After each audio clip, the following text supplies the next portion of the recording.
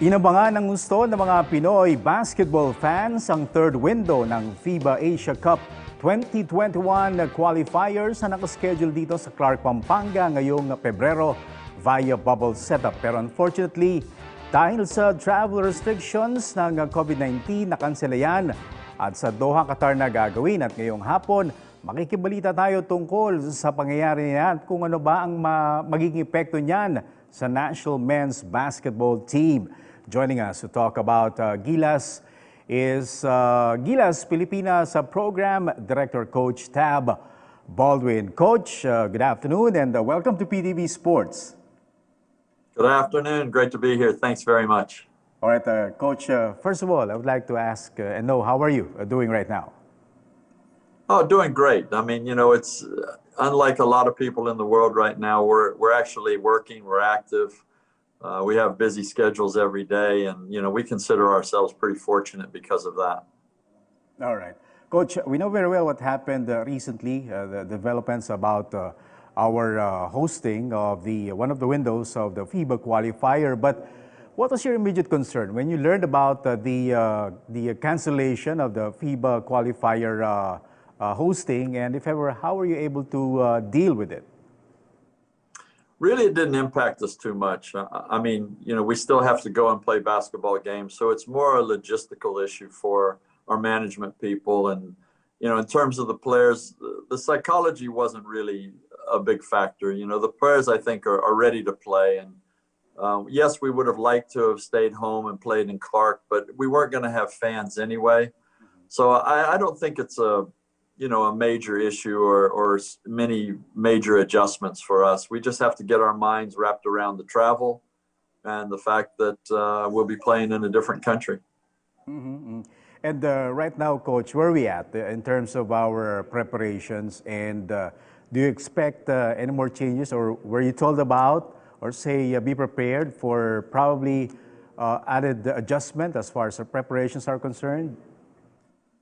We're actually doing okay. I think, you know, I'm a typical coach in the sense that I would like to be further along in our preparations, but we're not way behind. We have a lot of work left to do. We finally have virtually a full contingent of players. We're still waiting on Kaiso. And, you know, it's to be determined, you know, how long he's going to be here. And that in some ways will determine how much we can use Kai. But, you know, we expect him in relatively soon. And we are progressing reasonably well, but I would like to be further along in our systems preparation. But conditioning is good, intensity is very good, and we have a group of players that are very willing to work hard. All right, and how are the players doing right now? Noting that still it's a young core, and we know very well that the best players are still in the PBA, but you have to make do with what you have inside the bubble right now. But how are the players right now in terms of adjusting to your program and whatever system you have inside the bubble? Well, first of all, you know, we really do prefer to talk about the players that we have here. Okay. And those that aren't here, you know, we wish some were, but for a variety of reasons, some aren't. And, you know, that's their right, that's their privilege. And so we want to talk about the ones that are here. Mm-hmm. It has been testing, I think, for the players, partly because there's so much inactivity in the world right now, you know, with lockdowns and inability to get out and train like you normally would. So we went through a period in the first probably 10 days where we had a lot of players go down with minor injuries. And those are basically the result of just not the type of fitness that they need for this type of training. But last night we only had one player sitting out. So we feel pretty good that the players are adjusting, and more and more they're ready to go full speed. And that's going to allow us, of course, to progress more quickly. Yes. Coach, people are curious about the kind of logistics and the setup that we have inside. In particular, I know we have a couple more athletes from other sports inside the bubble, but as far as your sport is concerned, basketball, how can we rate the facilities inside? Are you contented? Are you impressed? Or Can you give us your thoughts about that? Well, actually, the Inspire Academy out here in Calamba and Laguna is a tremendous training facility. It is difficult not having the ability to leave it and be here, 24/7 for 6 weeks effectively. But in terms of the facilities, they're outstanding. We have more than enough basketball court space. We have a world-class training center for weights and conditioning. And the food has been exceptional. The staff here is great. The accommodation is fine. It's virtually like living in a hotel room. So the only, I guess, hardship is that we just don't have life as normal with family and friends and things like that. And in some ways, it probably bonds us closer to one another. But in other ways, it sort of represents an unreal world that we miss the socialization of family and friends. Yes. But all in all, I think that it helps us to become a better basketball team and a better basketball program. But we sure wouldn't want to do it for, much more than the time that we're here now. Yes. But Coach, I think it's helping you in a lot of ways that what is happening with you guys right now inside the bubble is that it's not exclusively happening to you. It's happening all over the world. So with that in mind, in a way, is it, helping you make life easier for all of you guys inside? Yeah, it sure is. And you're 100% right. And we do talk about that. There are people around the world that are making far bigger sacrifices than we are. We're actually very, very fortunate. And we feel fortunate. Sometimes we get caught up in our own daily miseries like everybody does in the world. But the big picture is that we're very blessed to have this opportunity. And we are conscious of, and we pray every day before practice. We pray for all the people around the world who are experiencing the difficulties and the loss of life and the loss of income and jobs and businesses to this pandemic. And we just pray that it will end soon and that the vast majority of people will come out of it, if not better off, at least, not dramatically affected in their daily lives. Mm-hmm.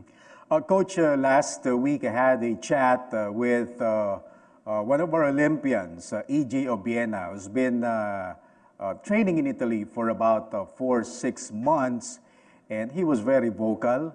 It was very obvious with his voice. You can see it in his face that boredom has been killing him. And again, he's been very vocal about it. Is it helping that your sport is a team sport and that in a way you can battle boredom while inside the bubble? I think so, and I think that's a great point. Probably, not something that many journalists and interviewers would talk about. They talk more about the mechanics of becoming a basketball team. But it is something that impacts us, how we socialize and the fact that we are a team and we have come closer together does help us because, along with us here is the boxing team, the karate team, and the taekwondo team. And we don't interact with them. We're in different parts of the facility here. But the fact that I think that they are in an individual sport, but they're here as a team, it helps them as well. Mm-hmm. And I think, human beings need that. We're social creatures, at the worst of times, we need socialization. And so we fortunately have that. Not exactly who we would want to be with every minute of every day, but, we do have good friends here and it helps pass the time and helps gets us through the whole challenge of building this team. Okay, Coach, knowing you personally, you're great at motivating your players. You can read their minds, you can pick their brains, but it's a totally different setup, totally different situation and experience. Apparently nowadays, for people like you, athletes, coaches, management team, psychology is very important. Is it something that you have within your team, within the bubble, someone who takes care about the mental aspect of the team, particularly Gilas? We don't. In fact, we handle that informally, and I think that what you've highlighted is important, particularly in today's conditions. But we are blessed here by having a coaching staff that has a wealth of experience with Coach Jong, Coach Norman Black of Moralco, Coach Boyet Fernandez, and Kaloy Garcia, and Sandy Arispacachaga. And, we have several coaches here who understand players. They understand the trials. We know our players personally. And I think that gives us enough of what we need. And believe me, we also have an extremely busy schedule. We start most days at 7 in the morning with training, and then coaches meeting until lunchtime. And then we meet again in the afternoon, and then again with the players before practice at night until about 9:30, and then a final coaches meeting. So if anybody needs a psychologist, it's probably the coaches, to be honest. But, we do enjoy one another's company as well. So, we mix some humor in with the work, but we're getting through an awful lot of time together. And I think the interdependence that we feel with one another probably compensates for some of the craziness that we're bound to be impacted by. I'd like to think, Coach, that you're missing your Ateneo team right now. Of course, and I feel for those guys because they don't have the opportunity to get together and train yet as a team. And so, again, for them, a lot of isolation. And this is probably more of a psychological battle for people than when we're able to actually get together and, and have one another to depend on and to count on and to socialize with. So I really feel for not just the Ateneo boys, but, all the UAAP and NCAA athletes in all the sports. It's a tough time. Yes. Coach, with our players being away from their loved ones, families, friends, their places, particular places, safe to say that this is also a test of their characters. In some ways, will that help us in terms of you trying to maximize their potentials as a team and, trying to reach and gain your main objective in this setup? Well, Dennis, it's so hard to say because these are uncharted waters. And I've had teams in training camps before, but not with this level of isolation. And all we can do is through the virtual world, communicate with our loved ones. So it's hard to say, at the end of the day, how much it helps us in terms of bonding as a team and how much the challenges of the isolation and a small group of people that become our reference group, how much that is a challenge that we have to overcome. But, also I think most of the other teams in the world are experiencing something similar, if not exactly the same thing. So at the end of the day, we still have to go out and play the basketball games and try and be the better team on the day. And perhaps in retrospect, when we finish, we'll be able to evaluate a little bit better, what these challenges have been and how they've impacted us and our performance. Yes, and with that being said, Coach, I think you and the coaching staff, we've got your work cut out for all of you. Oh, we do.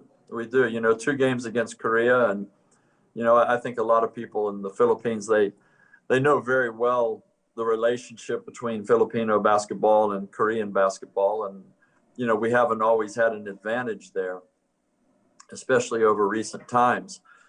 But we've addressed that, and we will continue to address that, because one of the things we're trying to do in our program is we're trying to get our perspectives and our vision beyond the Koreas and the Japans and the Taiwans. We're trying to see ourselves on a level with China and Australia and New Zealand. And obviously that's just talk. But I believe that is the first step to building belief, is to talk the right way. And as long as you're doing the work, you can begin to build some belief through, convincing yourselves that this is where you belong, and through working extremely hard.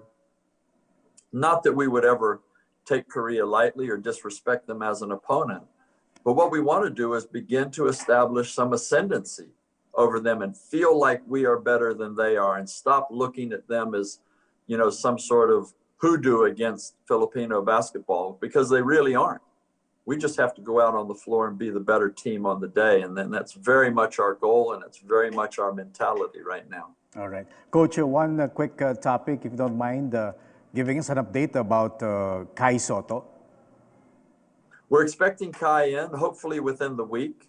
Obviously, he has to go through travel protocols and swab testing and all the things that we had to do. And that's going to continue to delay his arrival. We're still waiting for his exact departure date, but the expectation and the hope is that it will be in the next few days that he'll be departing.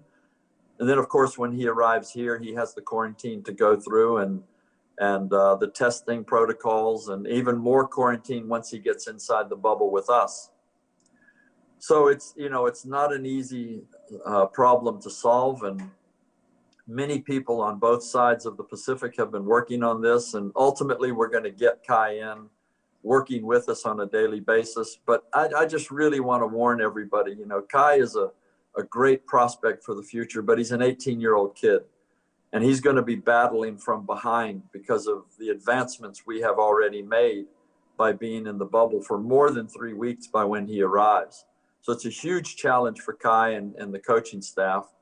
But we want to make the most of it. We want to begin to get Kai's feet wet in the international senior division and help him so that he can best help us by 2023. Okay, lastly, Coach, is this your first time inside the bubble setup? No, we had a much, much shorter one back in last November before the November window. I think we were only about 9 days. Okay, all right. So we've already gone well past that. Mm-hmm. But we did get a taste of it, so we had some idea of what the conditions are like and also the facilities. So we're familiar with the facilities. Okay, but I would like to know, Coach, for you. Everybody's got a good attitude, and we're making do. Yes, I'd like to know for you personally, Coach, is there anything that you learned in life, you being in isolation and being in that kind of setup? How important love is, how important family is, how important the world is, even the strangers out there, how important it is to see smiles that we don't see so often behind masks now. I think all of these things contribute to our mental health. And when they're not there, I think we all have struggles. We all have some dark days now. And, we just pray to the Lord that this ends as quickly as it can and as few people are adversely affected, and we can get back to a more normal life and appreciate that more normal life once we get it back. All right, Coach Tab Baldwin, thank you very much. Good luck, and hope we can speak again with you sometime soon. Thank you very much, Dennis. All the very best. There you have it, si Coach Tab Baldwin ng Gilas Pilipinas.